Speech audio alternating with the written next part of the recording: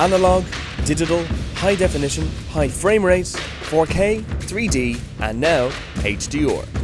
The next big thing is arriving, and it's not going anywhere anytime soon, now that the BBC and NHK have backed it.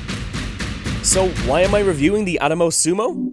To me, this monitor represents the future of HDR production. But if you don't care about HDR, here's the 5-second version of this review. It's pretty much the same as the Inferno, but bigger. A few months ago, I wrote an article about using your smartphone to monitor your camera. Now you can go bigger and use a 7-inch on-camera monitor, or you can go bigger again and use this 19-inch beast from Atomos. The 19-inch screen is gorgeous, although watch out for fingerprints on that touchscreen. You can power it with V-mount or gold mount batteries, record up to 4K 60p, plus monitor and record audio.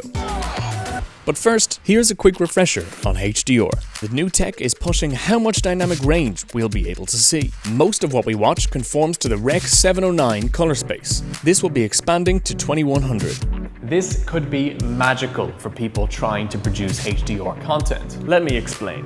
Atomos wants to hold your hand from the beginning to the end of production. They want you to monitor, record, edit, color correct, and grade on the same device. That way, there is no difference in color. If you're producing HDR content, you're producing it for a screen that will take HDR. The Sumo, with its 1200 nit display, does not compete with Hollywood reference monitors, but it also doesn't cost tens of thousands of dollars. Let's say you've got a camera that shoots hybrid log gamma, plus the Sumo. That's an amazingly budget-friendly HDR workflow. It's had a few cosmetic changes since its debut at NAB this year. The SSD has moved from the right side to the left side, and the power button has moved from the side to the back. And the Sumo also has a built-in speaker, although I wouldn't rely on it. It's not amazing. 19 inches is just big enough for your desk, but it's also not too big on set. Here's how it stacks up against its little brother.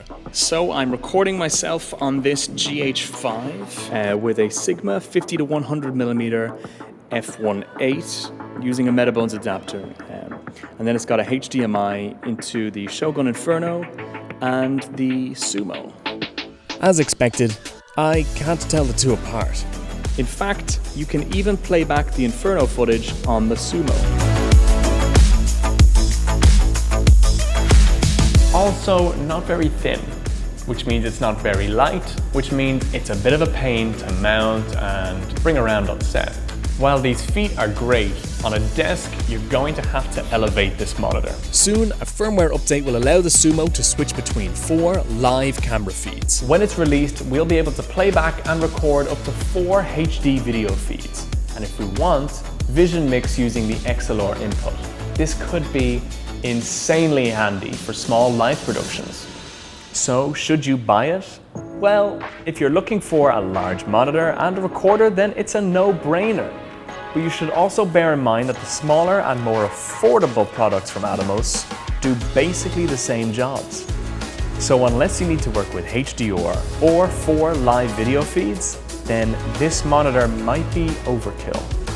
So there we have it. If HDR really is the future, then this is the monitor that we'll be using.